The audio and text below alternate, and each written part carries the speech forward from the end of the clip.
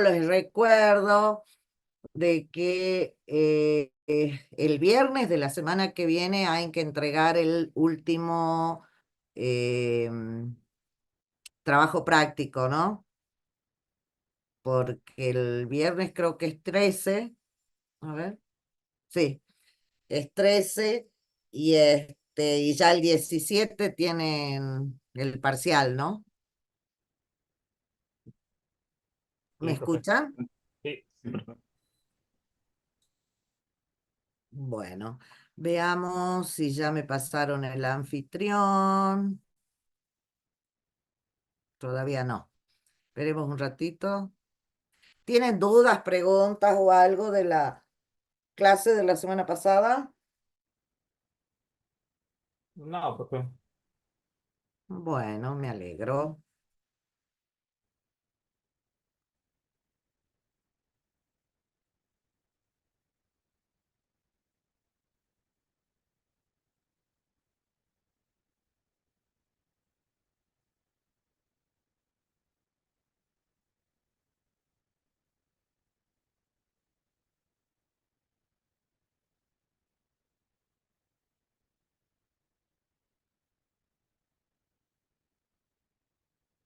No me mandan el anfitrión a ver si puedo grabar en mi equipo. A ver.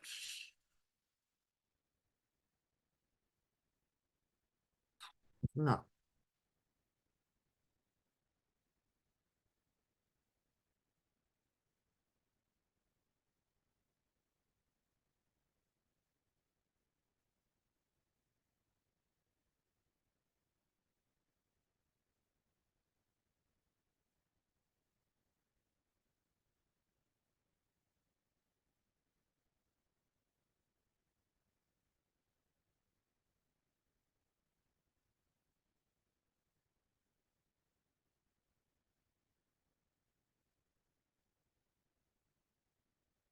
Otra vez no me deja grabar.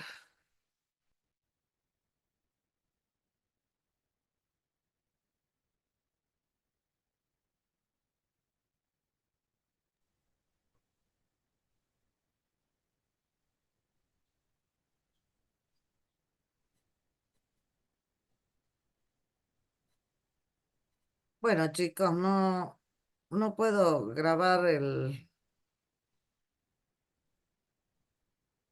De última grabo yo, profe, no tengo problema. Ya tengo todo abierto. Bueno, graba vos, porque si no, así terminamos, porque esta es cortita, pero así terminamos antes y no nos seguimos muriendo de frío. A ver. Ok. Ya tengo todo abierto igual. Usted me avisa. Bueno, graba vos, listo, porque si no, ya estamos perdiendo el tiempo. Listo, profe. Bueno, muchas gracias. Después pasame el link y yo lo subo como el otro día, ¿querés? Ahí le di, profe. Bueno, bueno, comencemos. Ahora vamos a ver gestión de entrada y salida. Eh, esta parte es corta porque va a ser mucho de repaso del capítulo de la unidad uno. O sea, la gestión de entrada y salida del sistema operativo lo que hace es conectarse a través del vector de interrupción con los distintos dispositivos que tiene que manejar. Por Profe. ejemplo, si Ahí le hacemos, dieron el alfitrón, profe. ahí me dieron el anfitrión, a ver. Sí, bueno, deja y empiezo a grabar yo. Gracias, Romero. Ok, profe. This meeting is being recorded. Ahí está.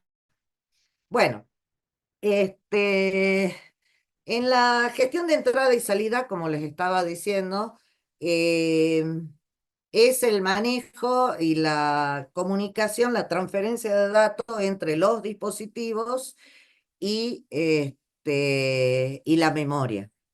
Para eso hace uso del vector de interrupción. Si recordamos de la clase pasada, acá hay otro cuadro. ¿Se acuerdan de que tenían que pasar desde la aplicación al hard del disco para poder manejar el disco? Iban a pasar por el módulo de gestión de archivos lógicos, el sistema de archivos lógicos, luego pasaba al módulo de gestión de archivos, que es el que manejaba los directorios, después al sistema de archivo básico, ¿se acuerdan? Sí, profe. Sí, profe. Bueno, esto es otra forma de verlo, este gráfico que tenemos en la pantalla. Si vemos nada más que el manejo del disco, que lo hace a través de bloques, los servicios que da es, por ejemplo, cuando ustedes abren un archivo, va a ir al gestor de fichero. ¿Qué es el gestor de fichero? Es todo la gestión lógica de un fichero. ¿Sí? Y dentro de los ficheros, acuérdense en que estaría el módulo de gestión de archivo que serían los directorios. Es el ordenamiento lógico. Después viene el gestor de bloques, porque cuando hablamos de bloques estamos hablando del sistema de archivos básico, o sea, cómo lo maneja dentro del disco. ¿Bien? La gestión Bien. de caché, porque recuerden que para comunicarse más con bloques, con gestión de bloques, vamos a manejar el DMA. ¿Se acuerdan del DMA? Me Sí, acuerdo, profe. pero no me acuerdo las siglas bien. Sí, El profe. acceso directo a memoria. Acceso directo a memoria. O sea, le vamos a pasar un bloque de memoria donde pueda contener el bloque de disco. ¿Bien? Y lo mandamos al caché para que, acuérdense en que el DMA le roba ciclos al microprocesador. Esto es capítulo 1, ¿se acuerda? La unidad 1. Porque el DMA, ¿qué es? Es otro microprocesador que se va a encargar de pasar los datos desde el disco a la memoria y de la memoria al disco. Depende el ordenamiento que nosotros le demos, o sea, si va a grabar en el disco o va a traer a memoria. Entonces nosotros le vamos a dar de la memoria principal una porción de memoria para que contenga ahí los datos que trae del disco o para que baje lo que hay en esa memoria al disco. ¿Vamos bien? Sí, profe. O sea, en ese instante, como el DMA va a estar haciendo transferencia de datos a través de los VAS, el microprocesador no va a poder acceder a esos VAS. Por eso directamente se va a gestionar con el caché. ¿Vamos bien?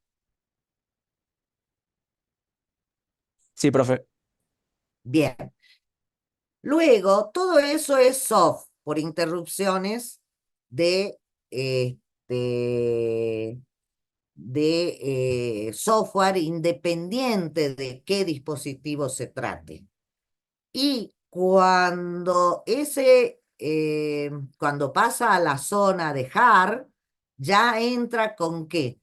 Con el vector de interrupción que va a ir a la tabla de dispositivo para determinar qué dispositivo se trata, cuál es el estado de ese dispositivo, y va a subir el controlador de soft que maneje esa interrupción.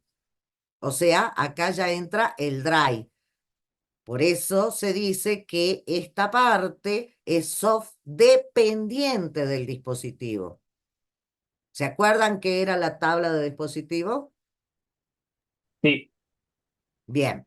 O sea, ahí ya tenemos la tabla, ya tenemos el drive cargado. Ese drive, que es el controlador de entrada y salida de ese dispositivo, se va a comunicar con el controlador de hard del dispositivo y le va a dar la orden al dispositivo. ¿Bien? bien, profe. O sea que aquí en este gráfico tenemos todo lo que es el manejo con bloques de datos. ¿Bien? En síntesis, es muy sencillo. El gestor de entrada y salida, ¿qué es lo que tiene? Si ustedes lo miran acá abajo, van a ver que tiene el software de entrada y salida que depende del sistema operativo, ¿sí?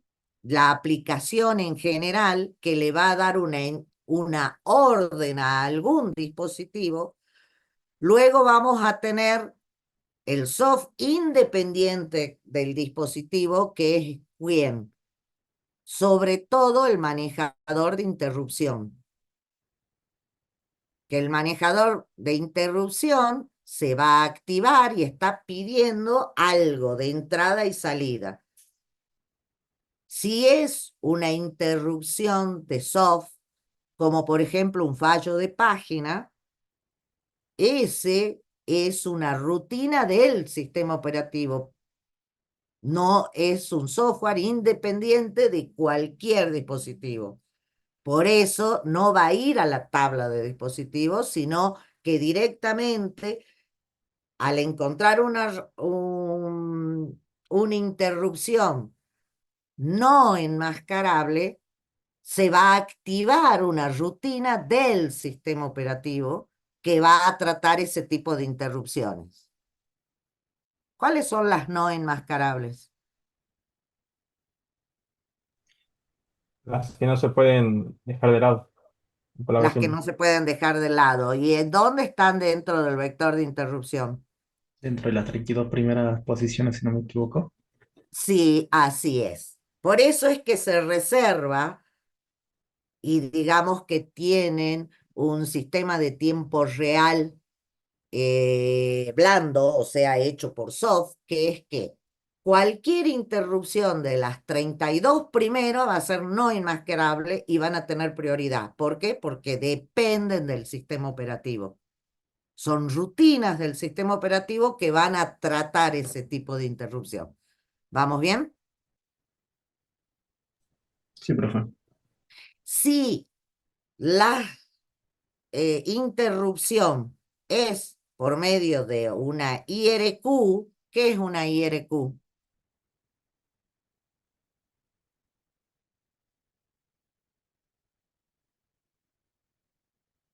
Ahí los maté, ¿no? Una señal, creo que era. Es una señal de que de un dispositivo, entonces va a ser Interrupción. enmascarable y sí va a tener que ser tratada por un controlador de soft. ¿Que dónde está? En la tabla de dirección. En la tabla de El dispositivos, dispositivo, perdón. ¿sí? Entonces ahí vamos a entrar a un controlador de dispositivo, o sea que es dependiente del dispositivo. ¿Está claro? Sí. Ahora, ese manejador de interrupción que es la única rutina del sistema operativo que puede manejar el vector de interrupción, va a ir a la tabla, va a cargar ese drive y lo va a hacer ejecutar. ¿Está claro? Sí. Ahí ya deja de manejarse el sistema operativo, sino que entra a manejarse los drives de los dispositivos, o sea, los controladores de hardware. y de soft. ¿Bien? Y recién le dan la orden al hard. ¿Vamos bien? Sí, Sí, profe. O sea que el controlador de entrada y salida, en realidad, está muy abierto, es solamente dos capas, una que depende del sistema operativo, que sería el tratamiento de las interrupciones de soft propias del sistema operativo, como el fallo de página, y tenemos la rutina que sería el manejador de interrupciones, que va a usar la estructura esta de datos que es el vector de interrupción para determinar si ella va a funcionar, si va a seguir funcionando el sistema operativo o le va a dar paso a otro software que serían los controladores de drive para que manejen los dispositivos. ¿Vamos bien? sí, Entonces, ¿por qué lo hace así el sistema operativo?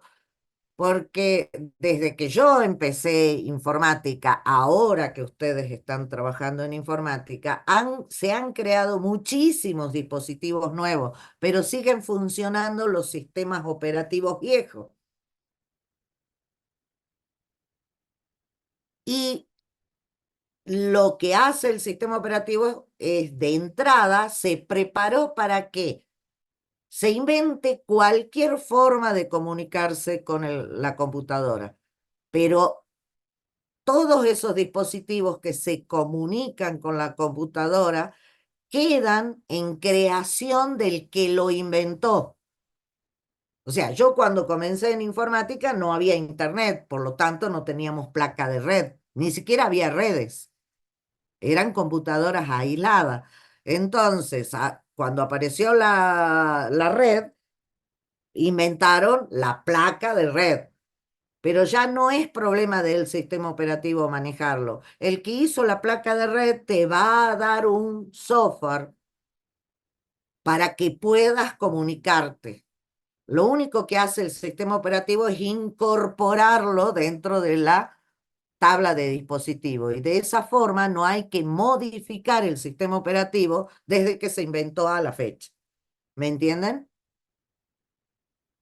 Sí, profe. sí, O sea, el manejo de dispositivos de comunicación queda determinado por el tipo o de IRQ o de comunicación, tipo de interrupción que se va a agregar al vector de interrupción. ¿Vamos bien? Sí, profe. O sea que lo único que le queda al a la gestión de entrada al sistema de gestión de entrada y salida es el manejo de la administración del espacio de nombre, o sea, cómo lo va a llamar a ese dispositivo, como si fuera un archivo más, pero en realidad es un drive, ¿bien? Que va a incorporarse dentro de la tabla de dispositivo y la correspondiente entrada dentro del vector de interrupción. ¿Vamos bien? Sí, profe. O sea, controla eso, poder adicionarlo de dentro de los nuevos dispositivos. Después también, cuáles son las operaciones permitidas con ese dispositivo. Porque, por ejemplo, no es lo mismo, si bien también la conexión de Internet es por bloques, o sea, la conexión a red es por bloque, vos en un bloque no podés buscar un sector. Lo único que haces es recibir señales, o sea que se maneja de forma distinta, pero eso es un problema del controlador. ¿Está claro? Sí, Sí, profe. Después, otra cosa que hace el sistema operativo es supervisar el uso de buffer, caché y spool. ¿Por qué? Porque son servicios que necesitan memoria o espacios en el disco para poder conservarlos. Por esa razón es que hace uso de los planificadores de mediano, de largo plazo y los planificadores de disco. ¿Vamos bien? Sí, profe.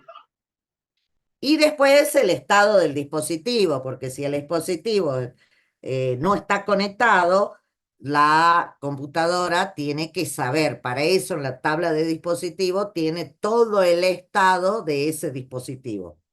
¿Está claro? Sí, profe. Bueno, y bueno, y después la configuración e inicialización de los drives de dispositivo. Eso es lo único que hace y supervisa el sistema de entrada y salida. ¿Y cuáles son los tipos de dispositivos que tenemos? Son los tipos de dispositivos que vemos en la primera clase. Podemos tener dispositivo de flujo o de bloque. El de flujo, ¿cuál sería? Uno de flujo. Tradicional. A ver.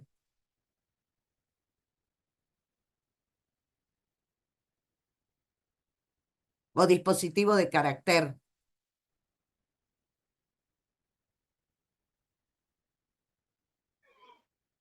Teclado.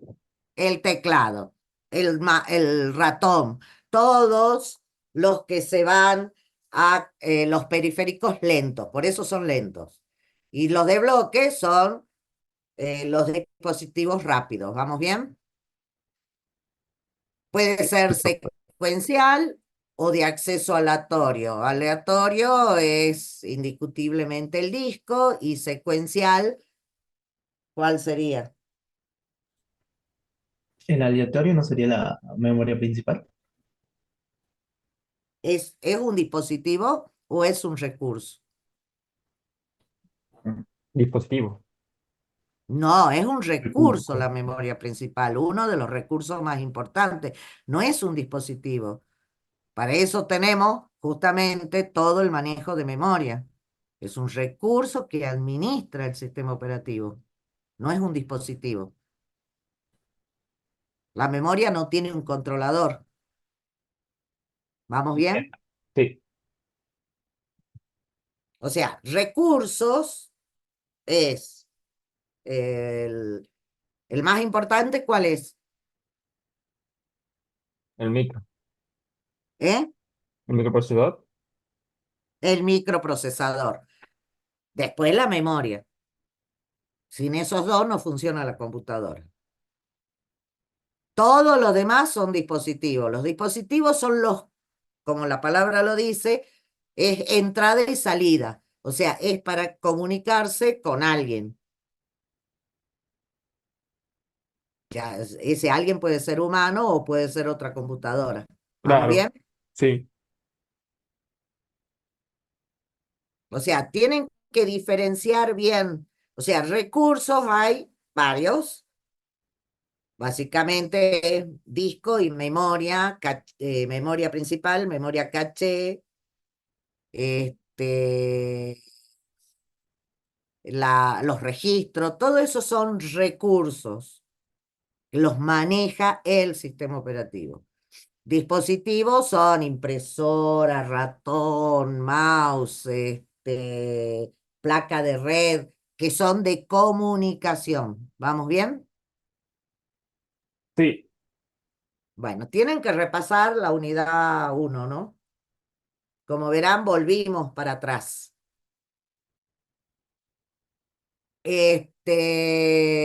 Bueno, repásenla y ahí van a ver, o sea, tienen dispositivos compartidos, como quién.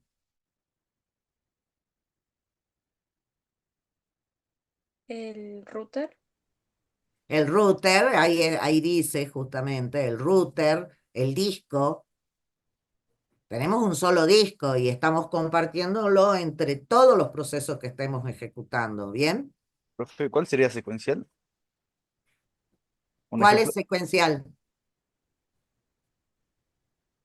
Los de carácter, porque va uno atrás del otro, ¿bien? Como por ejemplo, secuencial sería el teclado, la impresora es secuencial. No podemos volver para atrás. ¿Está bien? Sí, profe. ¿Qué sería un dedicado? Bueno, ahí está, impresora. Normalmente los secuenciales son dedicados. O sea, también podría ser los fax. ¿Cómo? Los fax, creo que se utilizó Sí, antes. los fax. La comunicación con un fax es en realidad comunicación de red, porque es una línea punto a punto, porque es teléfono, y la red es también secuencial. Ya cuando vean redes van a ver que es una secuencia de paquetes. Si bien puede pasar bloques, funciona en forma secuencial. ¿Bien?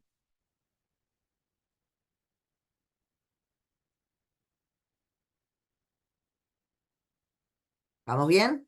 Sí, profe. Sí, profe. Bueno, después la velocidad de transmisión o de operación, que ahí clarito les dice el mouse, el teclado son dispositivos lentos. O sea, normalmente los universales son dispositivos lentos. ¿Bien? Bien. Sí.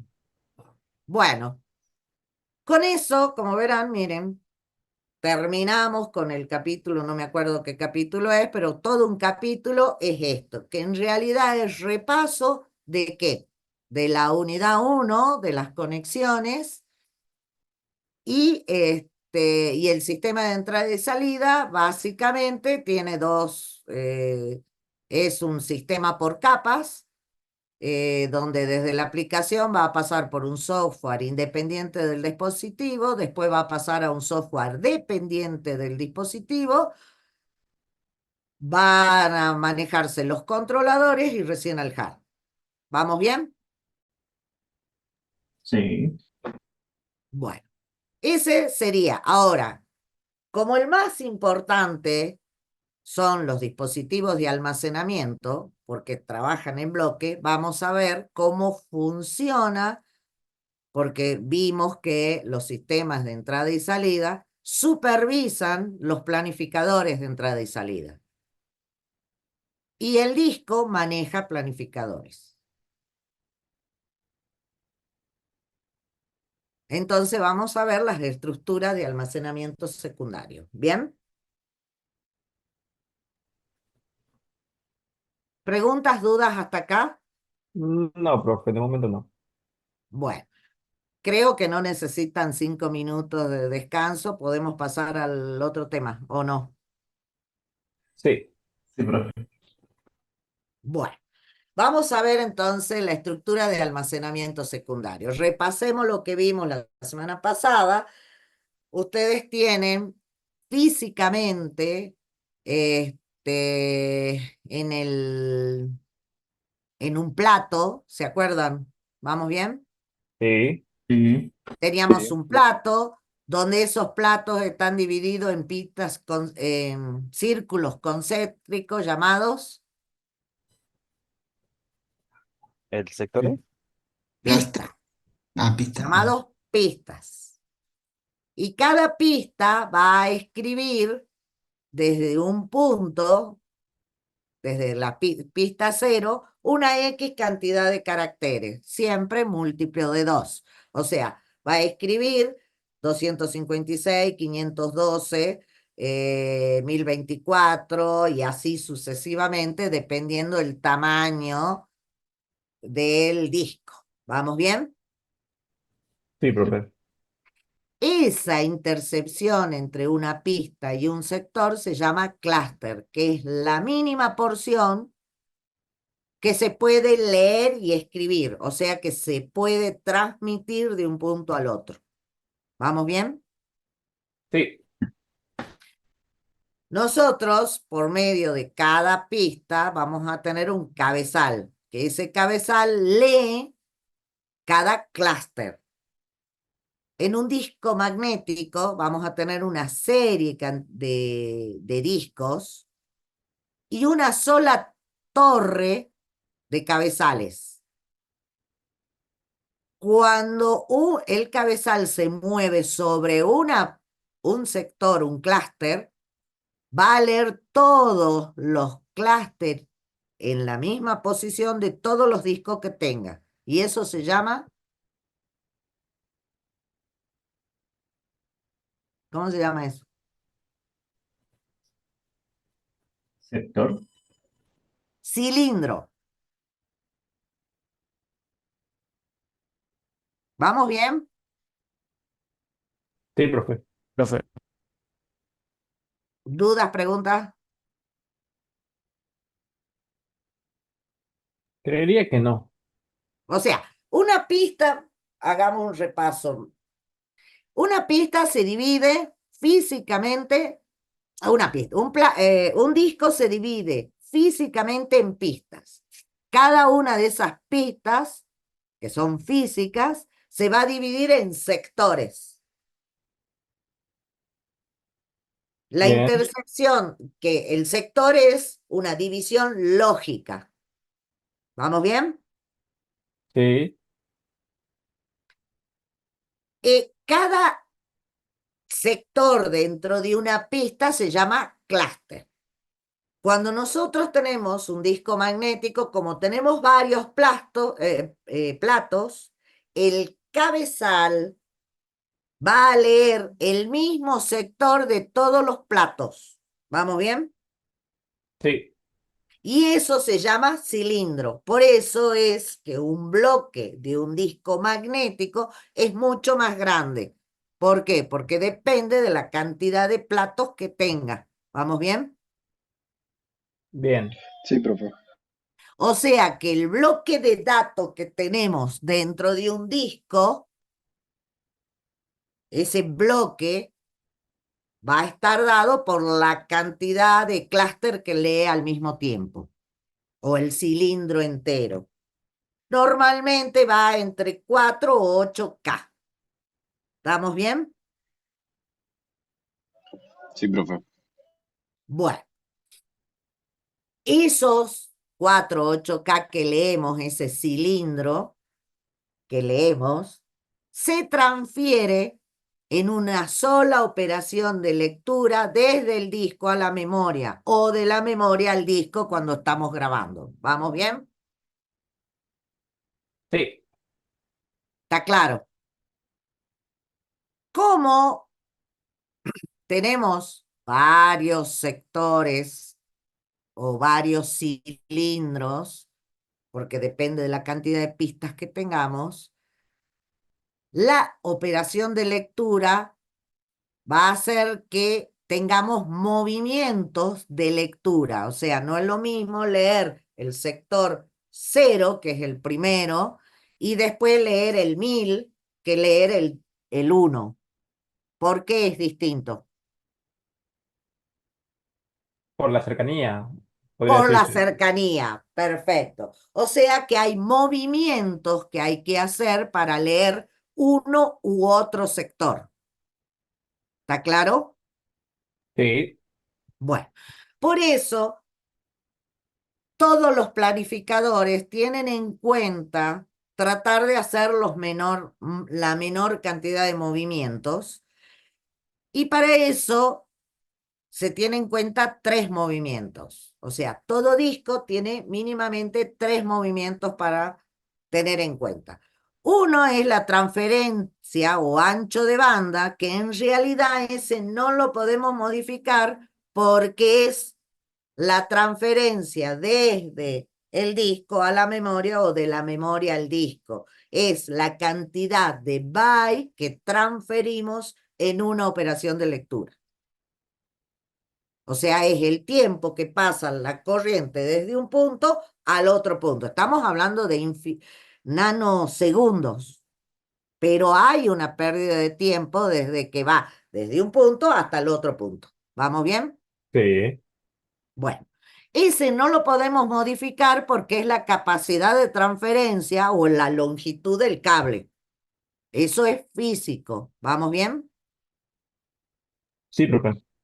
Bien.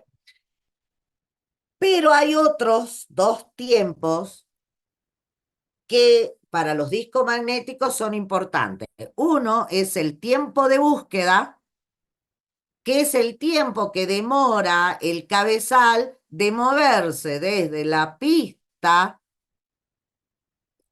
donde esté parado hasta la pista donde está ese sector que querés leer. ¿Vamos bien? Sí, profe.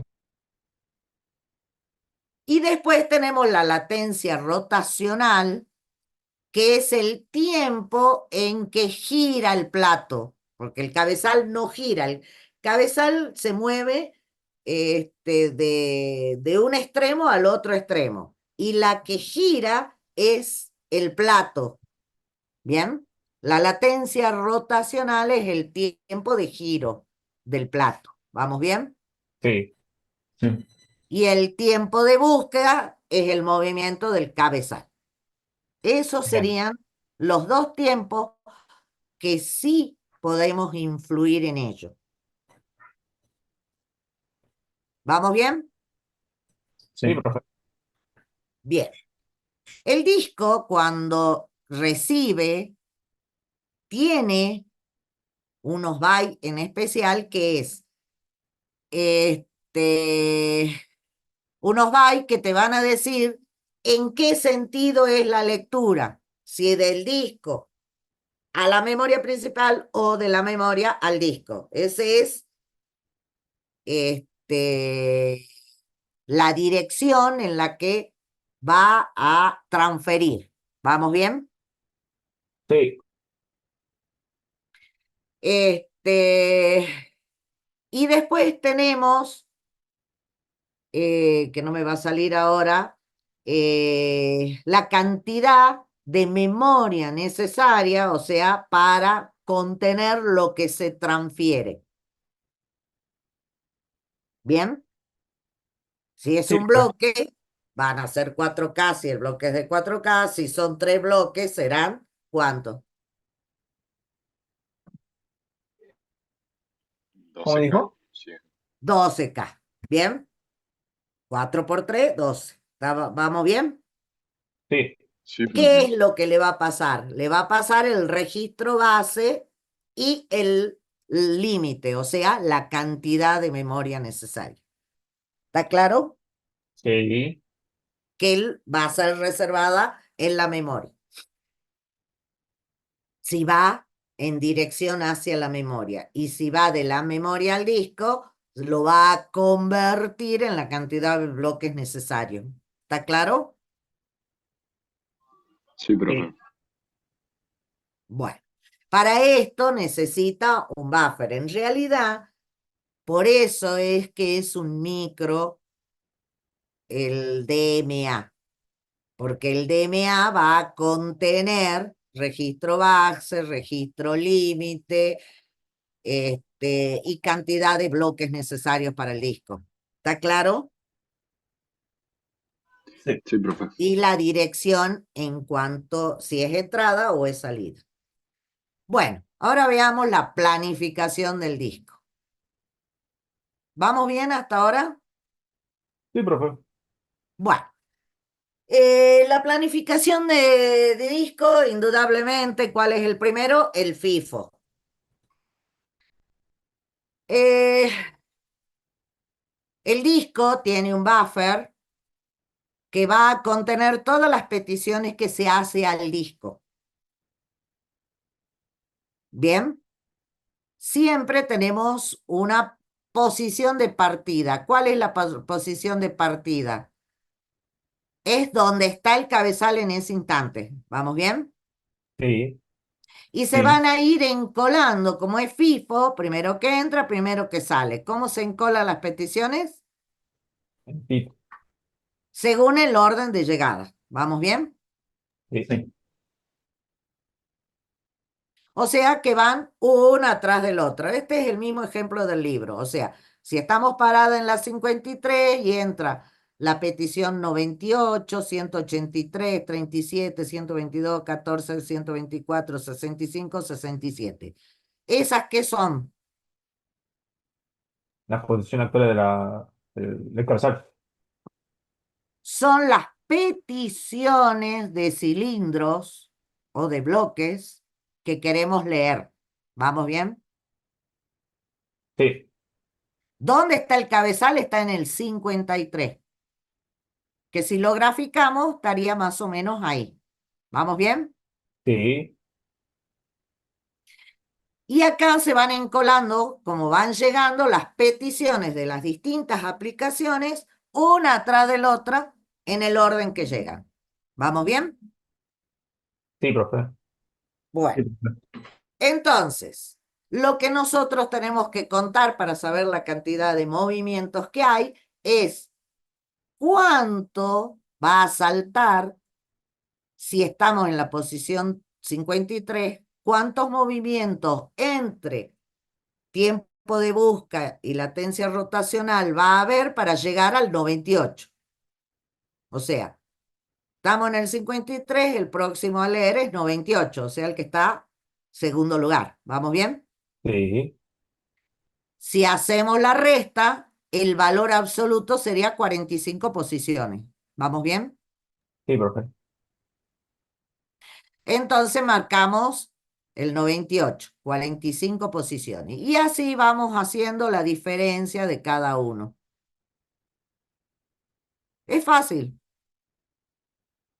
O sea, el FIFO es sencillo. Tenemos una cola, FIFO, primero que entra, primero en ser servido, y vamos haciendo las diferencias y vamos obteniendo ¿qué? El valor absoluto de los movimientos. Si sumamos todos estos movimientos que hizo para leer todas estas pistas, nos dice que tenemos 640 movimientos.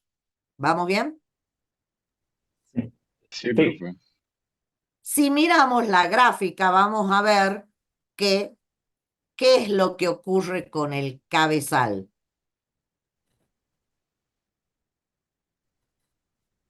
Se mueve Se en picos, oscilando. parece un electrocardiograma, ¿o no? Sí, Estos movimientos bruscos del cabezal, hacia arriba y hacia abajo, hace que sufra mucho desgaste en movimientos. Por eso, mira, 640 es mucho, ¿o no? claro. Sí. Lo ideal Por sería una eso se línea recta dice, casi. ¿cómo? Lo ideal sería una línea recta. Recta para que no se mueva mucho. Eso sería lo ideal. Entonces, se dice que si bien el FIFO es sencillo para planificar, porque es solamente tener una cola, sacar una diferencia y obtenemos el resultado, vapulea mucho el disco. ¿Por qué? Porque va de un extremo a otro del disco. Genera demasiado desgaste. ¿Vamos bien? Sí, profe. Otro de los tipos es el SSTF, que sería el tiempo de búsqueda más corto primero. O sea, hacer lo que decía Pérez Apumaita, tratar de hacer una línea lo más recta posible. O sea, que no haya tanto desplazamiento. ¿Vamos bien? Tantos movimientos. O sea, leer el que está más cerca. ¿Está claro? Sí,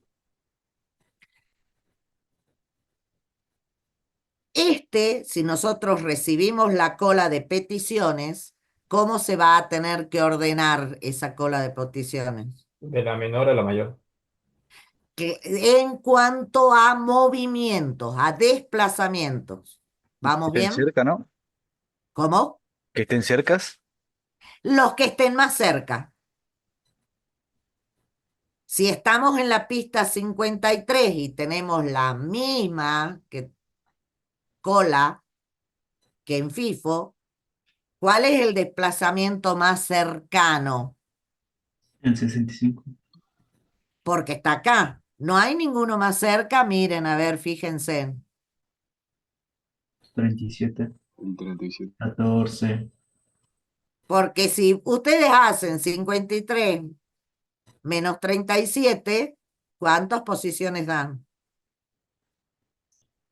Aclaro, ahí los movimientos Eh, son más que haciendo el 53 con el Al 65. 65. O sea que sí, es cierto. El que está más próximo es 65. el ¿Me que, entienden? el que de menor diferencia absoluta. Es el que tiene menor valor absoluto. ¿Está claro? Sí. Sí, Sí. profe. Y bueno, lo ordenamos. Ahora, ¿cuál es el problema de este? Porque todo tiene problema. Produce inanición. Produce inanición, perfecto. Es ¿Por qué similar produce al. inanición? Sería injusto con los que son más grandes, porque tienen ¿cómo se dice? La proximidad más grande. Porque siempre van a llegar peticiones más cercanas y otras se van a postergar indefinidamente. Así es, Zúñiga, perfecto. O sea, a medida que van llegando las peticiones, este que es 183, del 53 al 183 hay mucho espacio, ¿no es cierto? Si entran todas cerca del 53, se va a estar moviendo en esa línea. Y el 183 puede ser que nunca se atienda. ¿Me entienden? Es muy similar cuando vimos el SJF, ¿no? En el Así tejido. es similar a lo que ocurre en la memoria. Siempre el tiempo más corto primero también sufre de inanición. Este es lo mismo, pero en el disco. Ujú. En este caso va a sufrir de inanición y no hay forma de arreglarlo si está en los extremos. ¿Está claro? Sí, Sí. profe. Si vemos, miren la curva del FIFO y miren la curva, es más tenue, ¿o no? Claro. En conclusión, si sumamos las diferencias, miren cuánto da. Así Este daba 640 y este da 236. Una mejora casi el Sustancialmente. 200%. claro, Claro. casi del 200%. Pero sufre de inanición. Ese es el grave problema. Entonces, por esa razón dijeron, no, hagamos otro. Hicieron el scan. El scan, ¿qué es lo que hace? Él va a hacer un barrido del disco de extremo a extremo y va a ir leyendo según su barrido. ¿Qué quiere decir? Que va desde una posición, acá nosotros lo que sí, cuando hagan la práctica, aparte de saber cuál es la posición inicial, tienen que decirle en qué posición va leyendo. Acá suponemos que lee hacia 0. ¿Bien? ¿Está Bien. claro eso? Sí. Entonces, ¿qué es lo que hace? Ordena la cola en el orden que va leyendo. Como va hacia 0 de 53, ya el 65 queda anulado porque está leyendo hacia abajo. ¿Cuál es el más próximo? Es el 37, después el 14 y tiene que llegar a los extremos, o sea, va a llegar a la pista 0. ¿Vamos bien? Sí. De ahí da la vuelta al cabezal y va leyendo hacia el otro extremo. O sea, 0,65, porque ya leyó todos, y pasa a 65 y de ahí va leyendo en ese sentido. ¿Puede sufrir de inanición? No. No, pues No, para el cambio de extremos, se revisa eso, ¿que no? claro, evita porque llega a los extremos. Entonces, este también va leyendo por proximidad, pero en el sentido que vaya leyendo. Llega a la pista 0 y continúa hacia el otro extremo, va a tener que llegar a la pista 199, que creo que es la del ejemplo del libro, porque empieza en 0 y dice que tiene 200, llega a 199 y de ahí va a empezar a leer para el otro extremo, ¿me entienden? Sí, profe. Sí, Los profe. 53, 37 y 14, ¿cómo se dieron cuenta que primero era eso? Porque la cola, los primeros tres son 93, 98 y 183. Los reordenó para que... Claro, los va ordenando según La dónde vaya posibilidad. leyendo, ¿está bien? Sí, sí, sí, O sí, ahora sea, sí. como dice que esta es la posición actual del cabezal y va leyendo hacia 0, ¿qué quiere decir? Que primero lo tiene que ordenar en forma decreciente y después creciente. ¿Vamos Ah, bien? depende de la posición del cabezal también, ¿no? Claro. Ah, ya, ya. Dependiendo de la posición de cabezal, te tienen que decir hacia dónde va leyendo. Si a Bien, 0 o al valor mayor. ¿Vamos bien, bien, bien? bien. Sí, ahora sí. Profe, profe, Sí. ¿desde cero va a subir hasta lo más alto o hasta el número más alto que está en la No, cola? cuando llega a 0 da la vuelta y empieza a leer en el otro sentido. ¿Por qué no lee el 14 y todo esto? Porque ya los leyó. Claro. O sea, cuando llega a 0, ¿cuál es la próxima petición que queda? Es 65, por eso es que da la vuelta. ¿Me Claro, ¿y hasta entendés? dónde va a llegar? Hasta el más grande va a llegar, ¿no? Claro, hasta 199. Y Y ahí de va a dar ahí, la vuelta y va a ah, tratar todos los que lleguen. claro, ¿Vamos bien? sí. O Y si el sea, que llega al siguiente el más grande, scan sería. también le dicen elevador. ¿Por qué? Porque es como funcionan los ascensores. Hay ascensores que no es que van atendiendo la petición de los pisos, pero en el sentido en el que van. Si están en el piso, son 10 pisos y está en 2 y está bajando, por más que lo llames del 4, primero va a tener que llegar a 0 y después recién ir al cuarto piso. ¿Me entendés? Sí, O sea, si hay nuevas entradas acá, supongamos estamos en el 37 y entra un 2, se va a acomodar aquí. ¿Me entendés?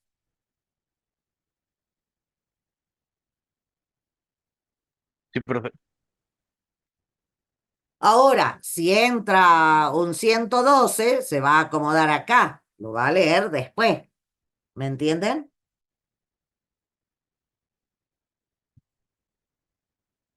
¿Vamos bien? Sí, profe. Sí, profe. Profe, Bueno, ¿y siempre hasta el cero o el cero es porque la posición más baja es que está siempre pidiendo? a los extremos, o sea, tiene que llegar a 0. O sea, que cuando hacemos la diferencia, acá se nos agrega un movimiento más. ¿Cuál? El de llegar a 0, porque si vos ves en la lista original, en algún momento leemos el sector 0. No. No, pero sin embargo en la cuenta está, porque cuando llegue a 14, no hay más lectura, pero debe llegar a 0. ¿Me entienden? Sí. Entonces sería ineficiente en cuanto a tiempo. No, porque mira, la suma de todos los tiempos me da 236 y este también me daba 236. ¿Me entendés? Sí. Este es el sistema que más se usa. ¿Por qué? Porque si bien tiene una lectura adicional que es llegar al extremo, la suma de movimiento es menor que el FIFO.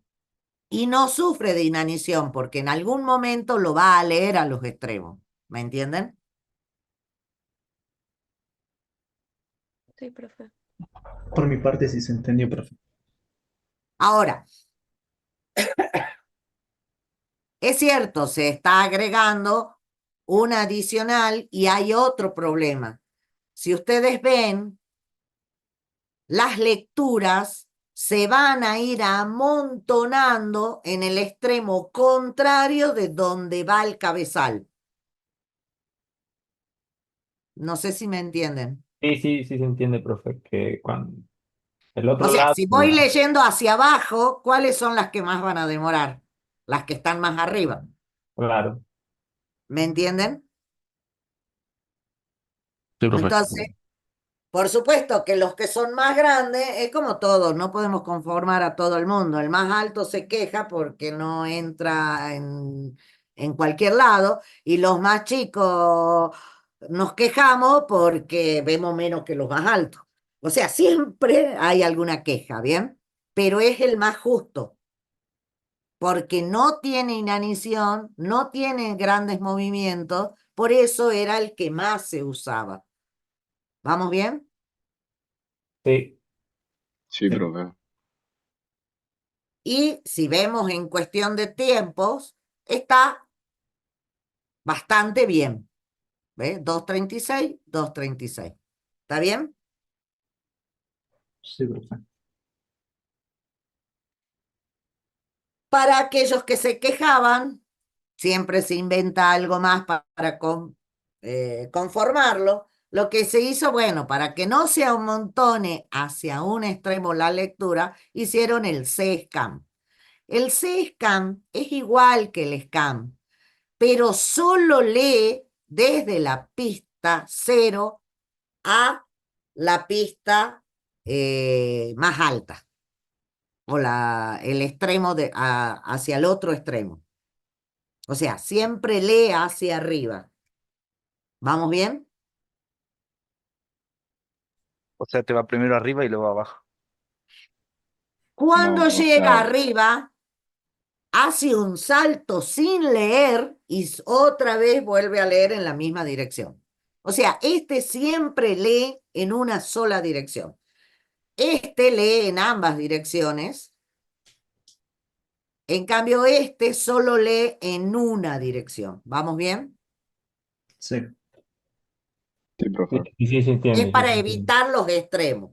O sea que si estamos en la posición 53, ahora sí, ¿cuál es el más cercano hacia arriba? 65, 5. 67. Tiene que llegar al extremo, o sea, a 199, y de ahí pega un salto y empieza a leer desde cero de nuevo. ¿Vamos bien? Sí, profe. Sí. Sí, profe. Si contamos y contamos el salto, porque si ustedes ven, llega a 100, o sea, lo último que lee es el 193. Acá hay una resta que falta. A ver, está acomodado. Las diferencias. Acá está mal este cuadro. Porque, sí, se olvidó de cambiar acá el próximo de lectura. Porque si está en 67, tiene que ir a 98 y sin embargo las diferencias están bien. Acá este cuadrito, este pedazo, está mal, chicos. Sí, profe. Sí, profe. Bueno, o sea, cuando llegue a 183, la diferencia con quién va a ser? Con 199. Acá tendría que haber 199. ¿Y cuánto es la diferencia? Son 16. Porque 183 más 16 te da 199. ¿Va bien? Sí, profe. Sí, profe.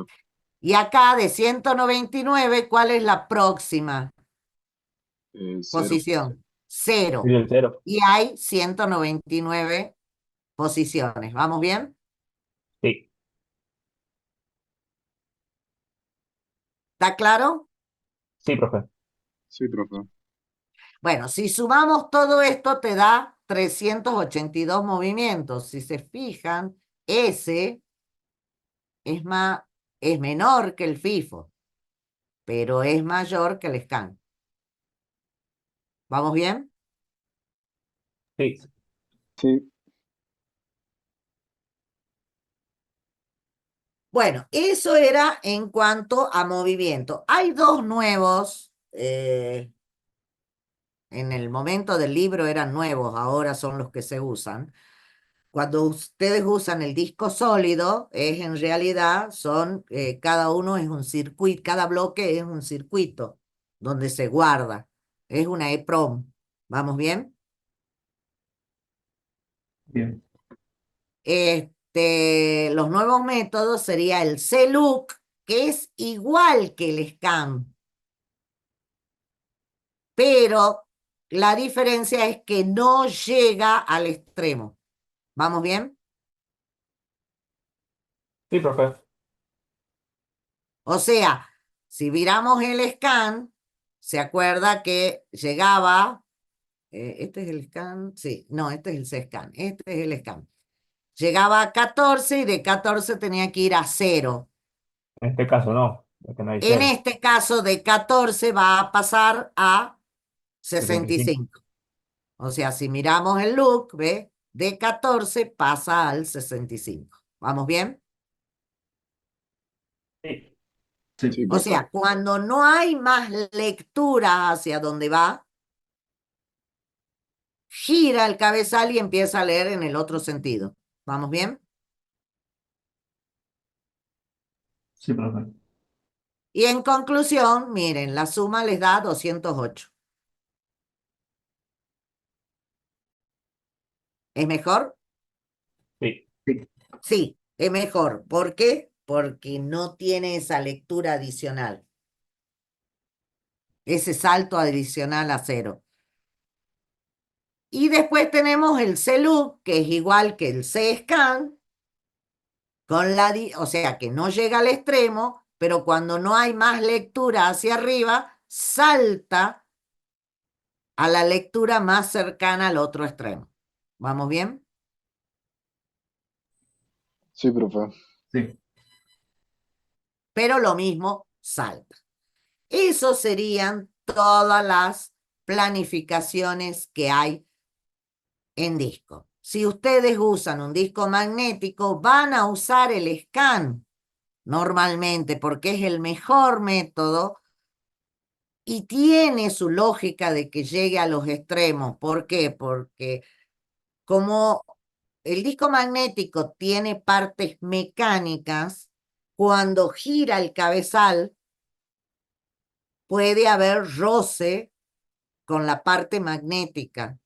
¿Me entienden?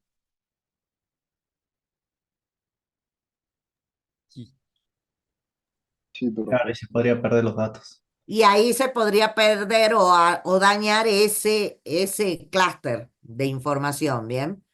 Por eso es Entiendo. que lo obliga a llegar al extremo y ahí recién gira. ¿Me entienden? Más por protección, digamos. Es más por protección. Ya. Ahora, si ustedes tienen un disco de estado sólido, que en realidad es un circuito, pueden hacer el loop, porque ahí no hay parte mecánica, es todo eléctrica. ¿Vamos bien? Sí. Sí. Bueno, eso sería en cuanto a los métodos de planificación del disco. Ahora, si vemos cómo administramos el disco, volviendo un poco para atrás, yo les dije que cada clúster eh, eh, eh, es una unión, Sí. ¿no es cierto? ¿Vamos bien? Bueno, cada clúster, para saber si está dañado o no, consta de 3 partes. Una cabecera, que es donde está el número de pista y sector para que podamos hacer el acceso directo a ese cilindro o clúster, ¿vamos bien? Profe, dijo que eso se usa cuando está dañado. No escuché esa parte. No, no. El scan se usa, el, el girar en la lectura en los extremos, justamente porque en los discos magnéticos, cuando hacen la parada el cabezal, puede llegar a tener un roce con el clúster. Claro. Y ahí se va a perder la información o se puede dañar ese clúster. ¿Vamos bien? Sí, Por eso es que usa los extremos como punto de parada. ¿Vamos bien? claro. Ahora vamos a ver qué es lo que contiene cada clúster. Ah, dale, dale. ¿Bien? Bueno, profe. Cada clúster está compuesto por una cabecera, que sería un área donde está el número de clúster, o sea, 53, 98, 83. ¿Vamos bien? Esa es la cabecera. El que identifica esa área de datos como única en el disco. ¿Vamos bien? Sí, profe. Es la que nos permite el acceso directo dentro del disco.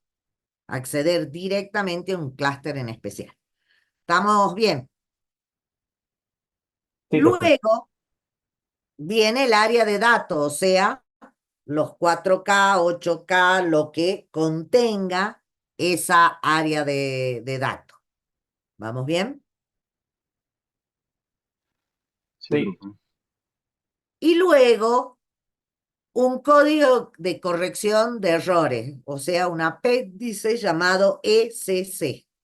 ¿Qué significa ECC? Es un código de corrección de error. En inglés, por supuesto. ¿Vamos bien? Sí, profe. Sí, profe. Bueno, ese código de corrección de error sería como el bit de paridad. Según los datos que hay en el área de datos, se va a poner una paridad acá. ¿Qué es la paridad?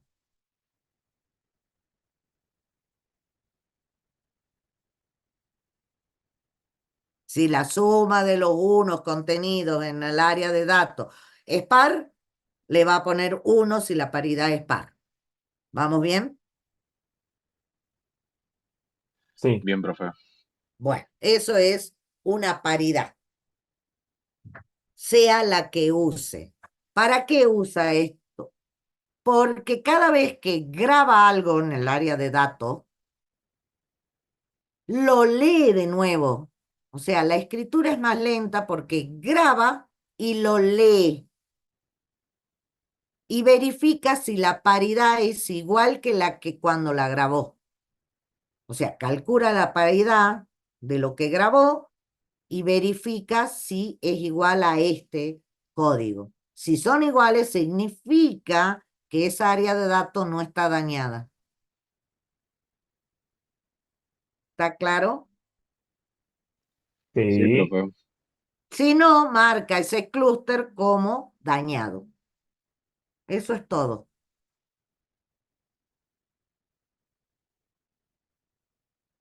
¿Está claro? Sí. Sí, Bien. profe.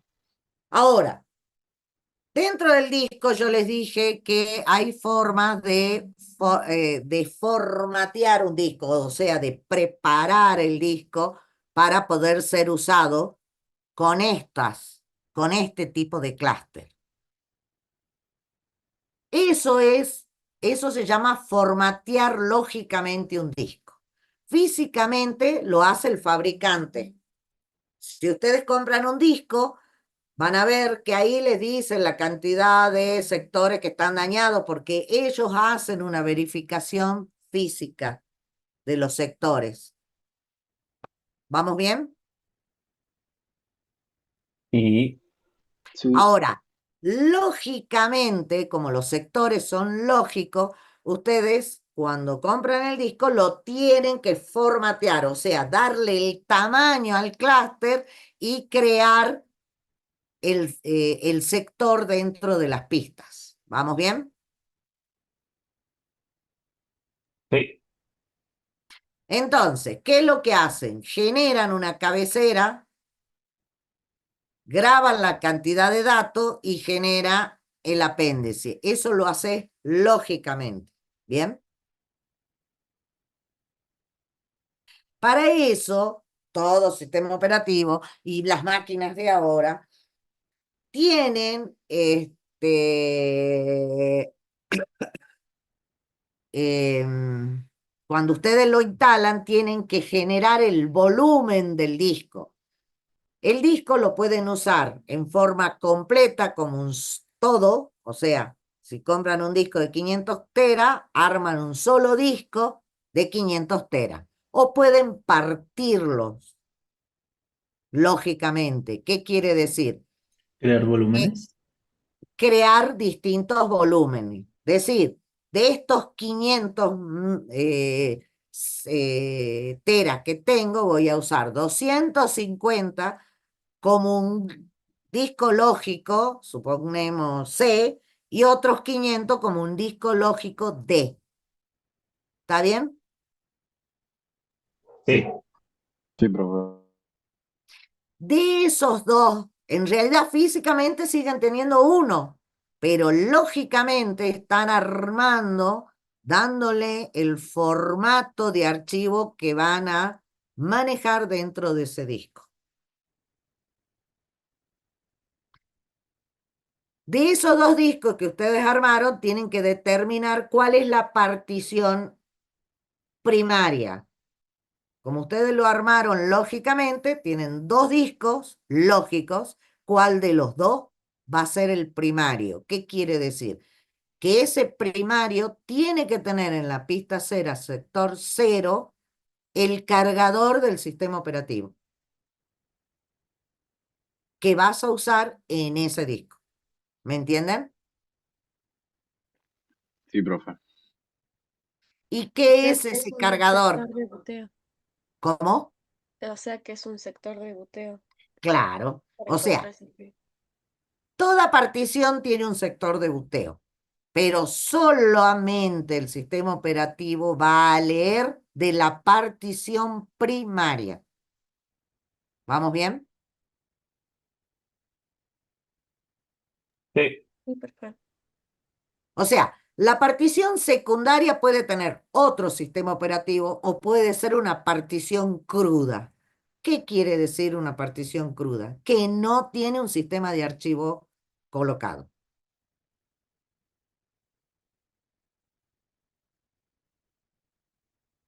¿Vamos bien?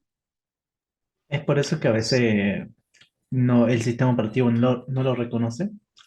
Claro. Si no tenés un sistema de archivo armado en una partición, el sistema operativo no lo puede leer. Ah, bien. Las particiones crudas se arman para poder contener bases de datos, porque las bases de datos tienen su propio sistema de archivo. ¿Vamos bien? Bien, Sí, profe. profe. Sí, profe. Lo mismo, si vos tenés otro en la partición secundaria, otro tipo de sistema operativo, no se van a poder reconocer entre ellos. Por eso, en la partición primaria, vos vas a tener que poner un cargador del sistema operativo de cada partición que vos tengas asignada. ¿Vamos bien? sí, Sí. Sí, profe. Bien. Pero el sistema operativo por sí solo está preparado, acuérdense, en primera unidad, tiene una EEPROM o tiene la BIOS, donde ustedes designan cuál es la partición primaria y esa es la que va a leer y de ahí va a cargar ese sistema operativo, ese formato de archivo. ¿Vamos bien? Sí, profe. Bien. ¿Está claro? Bueno, este, cuando arman el sistema de archivo, ahí van a van a poner el cargador del sistema de archivo del sistema operativo cargado en la partición primaria, o van a tener una rutina para selección de qué sistema operativo querés y te puede mandar a otra partición. ¿Vamos bien? Sí, profe, bien. Bien. Luego va a tener que tener, según el sistema de archivo que ustedes cargan, o sea, el sistema operativo que cargan, van a tener el mapa de bit de los bits libres y de los bits ocupados. Si ustedes están trabajando con Windows, ¿qué es lo que va a tener en realidad acá? La FAT. ¿Vamos bien? Sí, Si fuera Linux, ¿acá qué habría? Un superbloque. ¿Qué es lo que tiene? El inodo de bits libres y el inodo principal. El superbloque, como le llaman. ¿Vamos bien? sí, Sí, Y recién comienza el directorio raíz. Ahí es donde aparece físicamente, digamos, el directorio raíz, padre de todos los directorios, y ya entramos con la unidad de gestión de archivos. ¿Vamos bien? sí, Eso es lo que se arma en el momento del formateo lógico del disco. Y si tienen que designar cuál es la zona de intercambio, si fuera Linux, y el tamaño de esa zona. O sea, cuántos bloques vas a reservar para intercambiar archivos. O sea, para que sea manejado por el sistema operativo. ¿Va bien? sí, profe. bien, profe. ¿Y cuáles son los bloques destinados a ello? ¿Está claro? Sí, profe. Bueno, y pasemos a lo último, es que todo disco, aunque sea disco de estado sólido, tiene una X cantidad de vida útil. O sea, todo se rompe a la larga.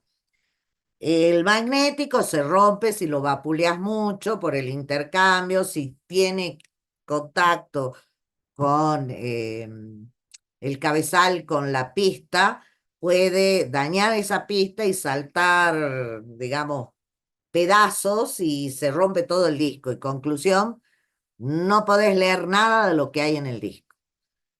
Si es estado sólido, el estado sólido, como es un circuito, tiene una X cantidad de veces para cambiar la carga eléctrica que se le da a cada uno de los contactos, o sea, de los bits del disco de estado sólido. ¿Vamos bien?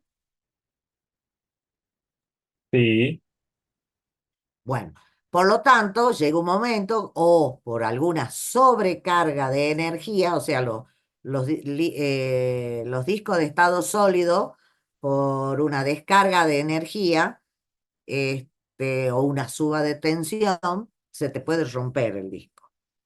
¿Por qué? Porque quema el circuito. Es así de sencillo. ¿Vamos bien? Sí, profe. Sí, profe. Bueno, o sea que no la información en un disco, en un almacenamiento secundario, no es tan permanente como dicen ser. ¿Vamos bien? Por esa razón, en las máquinas grandes y cuando vos trabajás, tenés un sistema para recuperarte frente a fallos. O sea, cuando un disco no responde, vos podés cambiarlo y tratar de salvar la información. Una de las formas es haciendo backup, pero vos tenés que cambiar el disco porque esto es, eh, el disco es almacenamiento secundario, vos vas a tener que cambiar el disco sin parar la máquina cuando vos estás trabajando con la máquina, por ejemplo, en un supermercado o en un banco, en el momento en que los clientes están haciendo transacciones. Si no, vas a perder las transacciones y por ende perder plata. ¿Vamos bien? Sí, Entonces, lo que se inventaron es lo que se conoce como RAI. RAI es un conjunto redundante de discos independientes. ¿Qué quiere decir? El RAI en realidad es un array de discos que trabajan como si fuera uno solo. La idea original cuando sale el primer RAI dice que si nosotros tenemos que guardar en un bloque la información y leer en ese mismo bloque para acelerar las transacciones, o sea, los accesos a ese disco, usemos varios discos, entonces vamos a poder estar leyendo varios a la vez y hay menos, y el acceso va a ser más rápido. ¿Vamos bien? sí, profe. Aparte vamos a poder guardar más cosas. Esa era la idea. Eso no funcionó. ¿Por qué?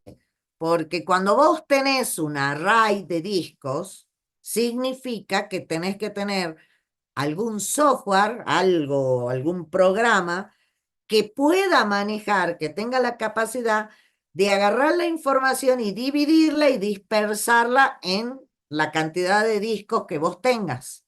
¿Me entienden? Profe, Sí. yo tengo un array de dos discos. Sí, es verdad. Sí, vos En el tenés caso de, pegado.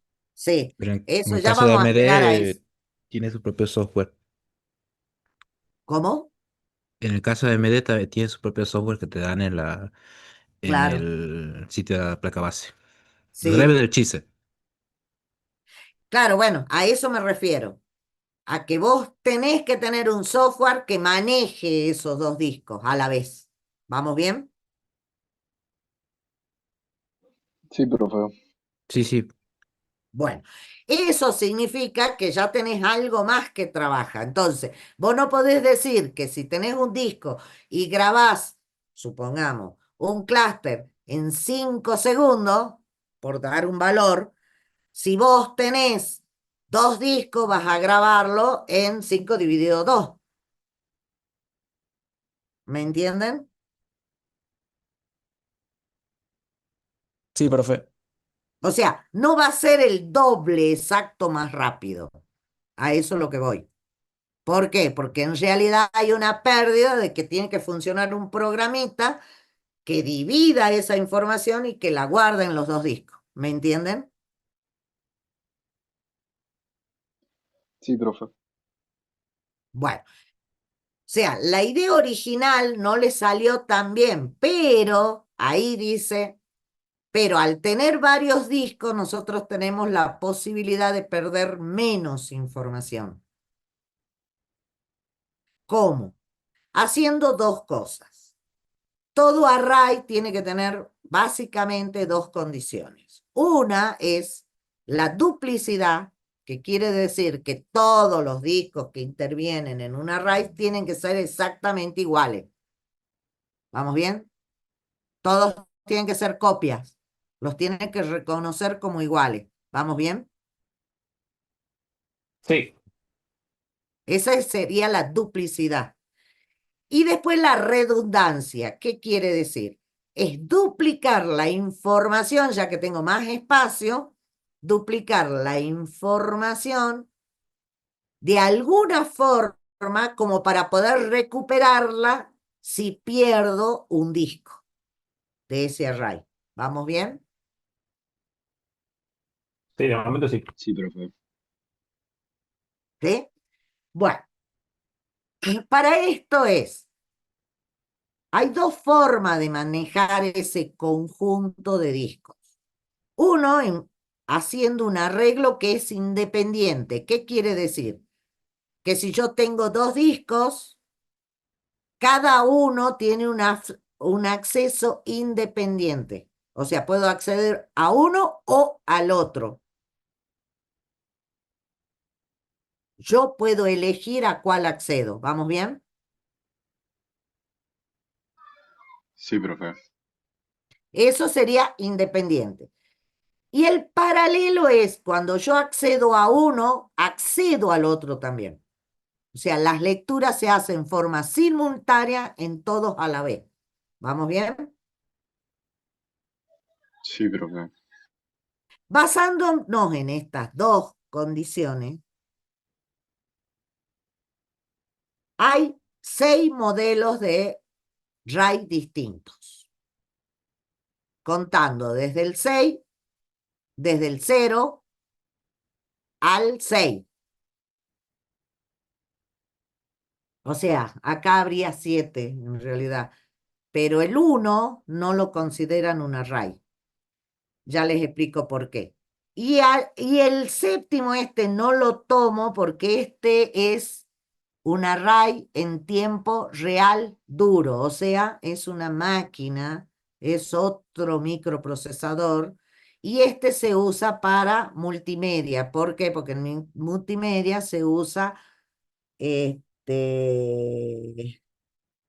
señales analógicas, ¿bien? O sea, curvas y todo eso, y para acelerar tiene que ser en car.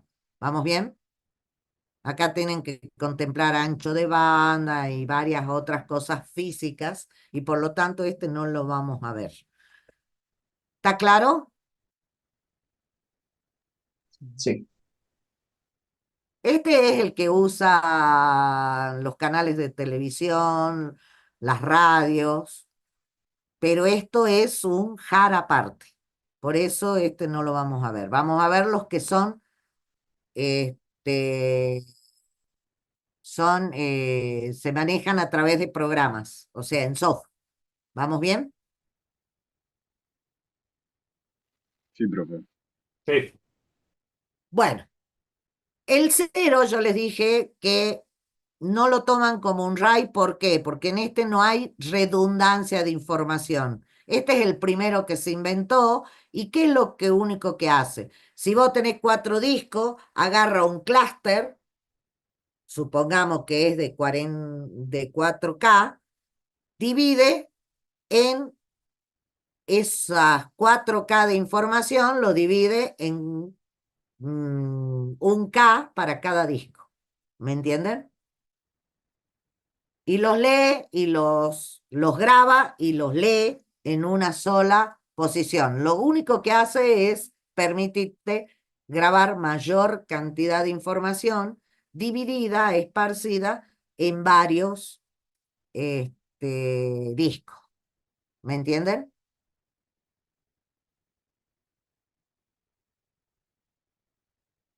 Sí. Pero no tiene redundancia, por lo tanto, algunos le ponen que el disco 0 es un array lineal y no te dice más nada. ¿Vamos bien? Sí, profe. Sí, Sí, profe. profe. Y solamente se maneja en forma paralela, en un array paralelo, porque trabajan juntos la X cantidad de discos que intervengan en ese array. ¿Está bien? Sí. El que dice sus compañeros, Espinosa creo que es el que habló, es el RAID 1. El RAID 1, que es el que más se maneja dentro de las PC, puede ser paralelo o puede ser independiente. ¿De qué se trata? Mínimamente acá tenés 2 discos. Si es en forma paralela, se llama espejo. ¿Por qué?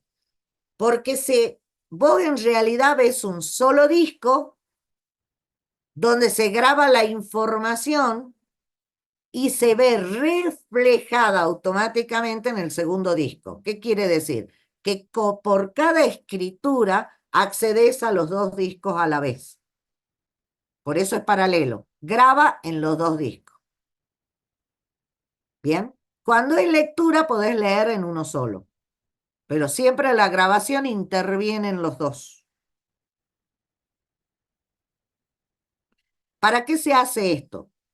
Si se te rompe el disco, vos automáticamente podés mandar a ejecutar el espejado. ¿Qué quiere decir? Que podés cambiar el disco 1, pero seguís teniendo la información en el disco 2. ¿Vamos bien? Sí. ¿Así es, Espinosa? Así sí funciona el RAID 1, nada más que sí quería decirle que yo tenía el 0. Yo había hecho el 0. Ah, vos habías hecho el Ya, 0. sí, Ah, bueno. quería probar de primera mano si era tan así que te aumenta la velocidad. Digo, bueno. Sí, aumenta un poco, pero no mucho.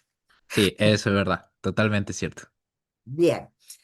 Este, el 1 es paralelo cuando es espejo. ¿Y por qué se le dice sombra?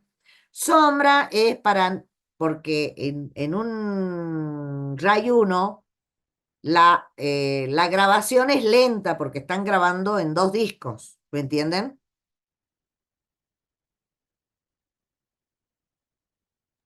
Sí. Sí, sí, sí. Sí, profe. Para manejarlo en forma independiente y acelerar la grabación, lo que se hace es graba en un disco y después graba en el segundo. Por eso le dicen sombra, porque va un paso atrás. O sea que si se te rompe el original, el sombra puede haber perdido la última grabación. ¿Me entienden? Sí. Y por eso le dicen que este es un formato mirror, o sea, sin errores. ¿Bien?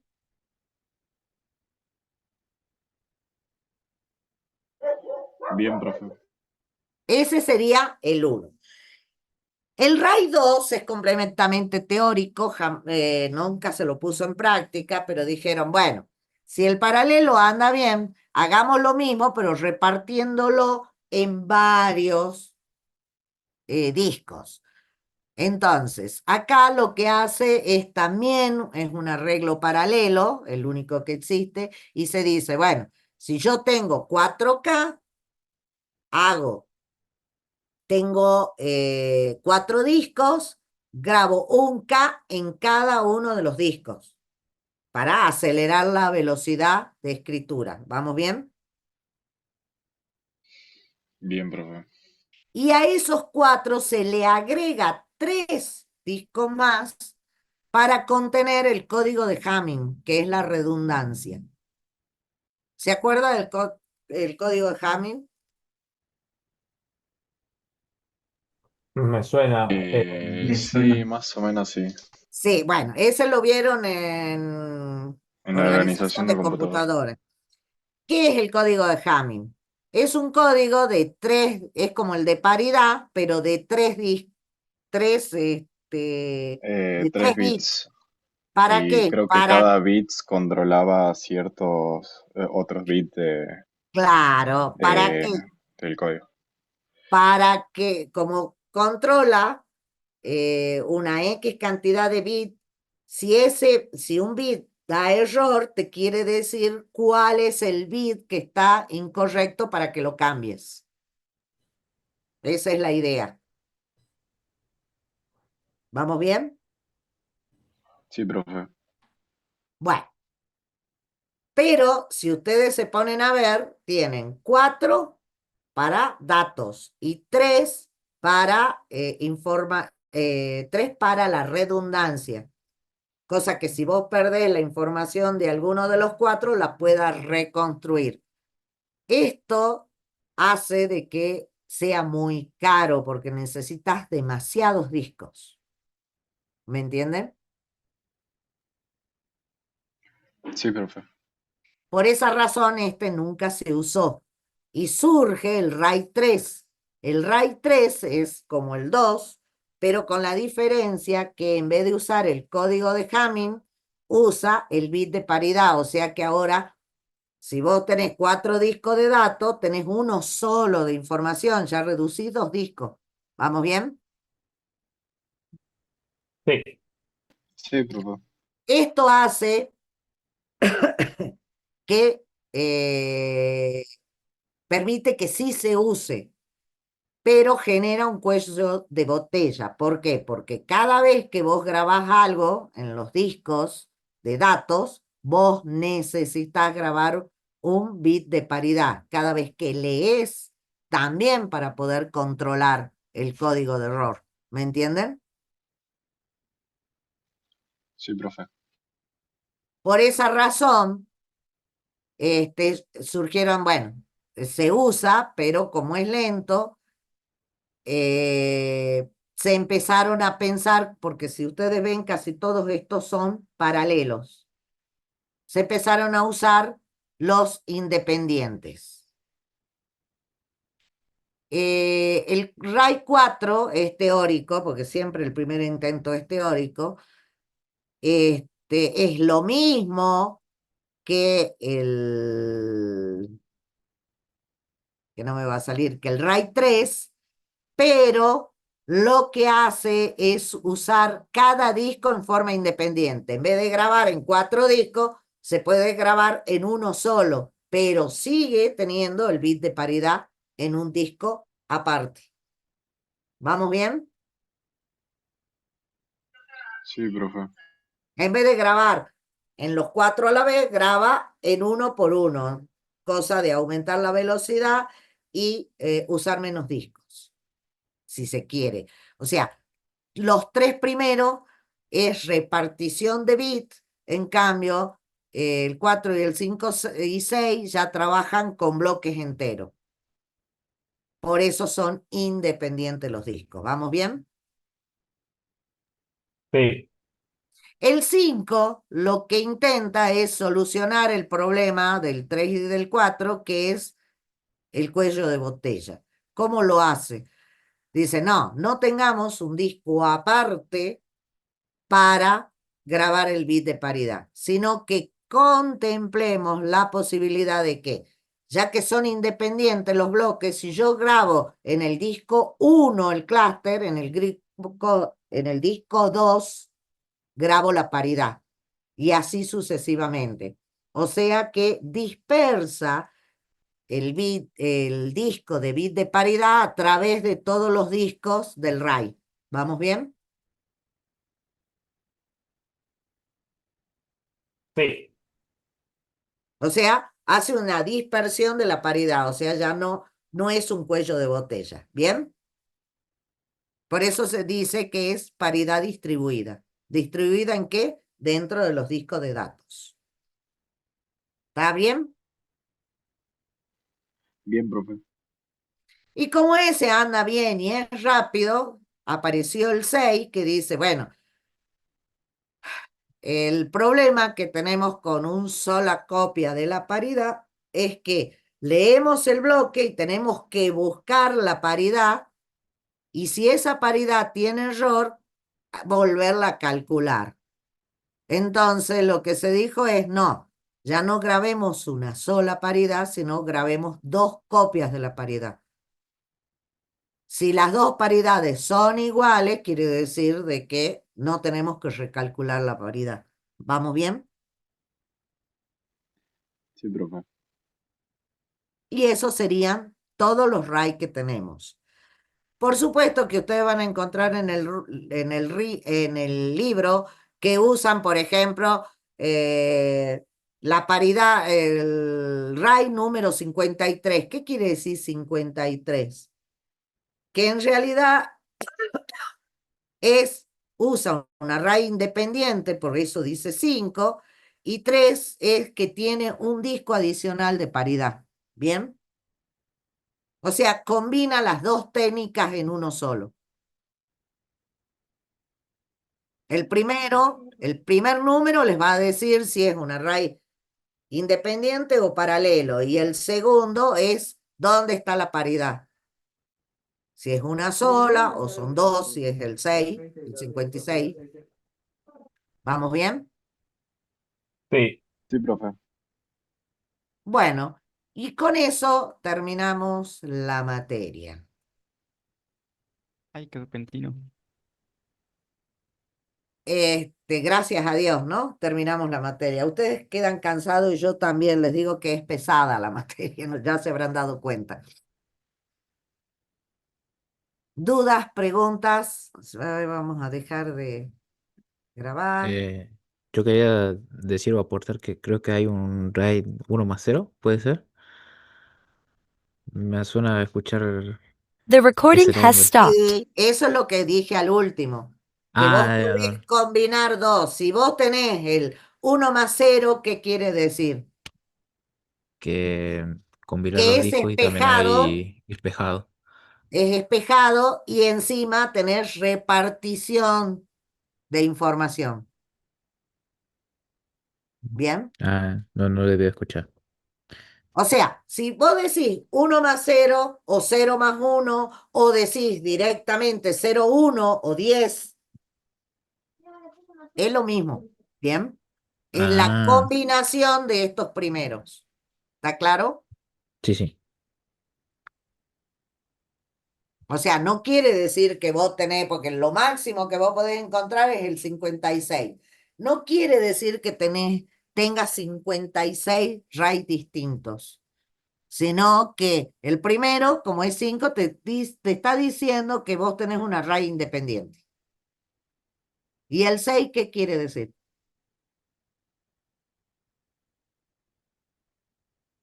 Que hay doble Que paridad tenés dos distribuida. veces la paridad Paridad distribuida. distribuida. ¿Bien? ¿Está claro? Sí, sí. Esto es un resumen, o sea, en el libro son como 5 hojas. Este, Sí, de verdad. yo se los resumí y lo resumo porque básicamente es esto, nada más. ¿Bien?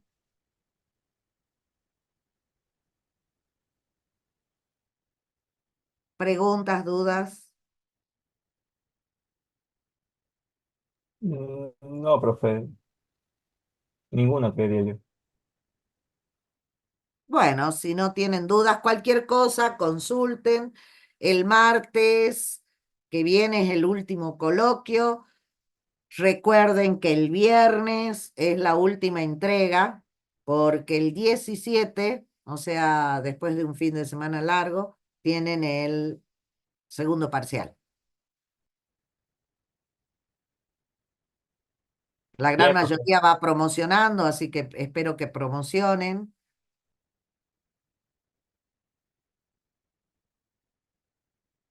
No la odien demasiado la materia. Sean buenitas, profe, por favor. Las preguntas yo las saco de la base de datos, y las corrijo un poco, pero como para que intente ser lo más claro posible. A veces no me sale, evidentemente, pero bueno. No se compliquen demasiado. Esto es una materia que hay que entenderla porque es muy larga. Si la entienden, esta parte es menos difícil que la otra porque la pueden imaginar mejor.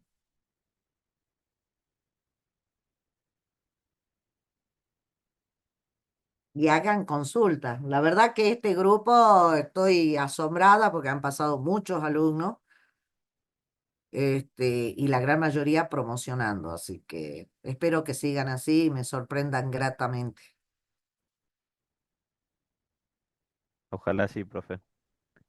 Sí, no, para mí es mejor porque, aunque no sé si es mejor porque quiere decir que en el segundo cuatrimestre nos vamos a ver de nuevo,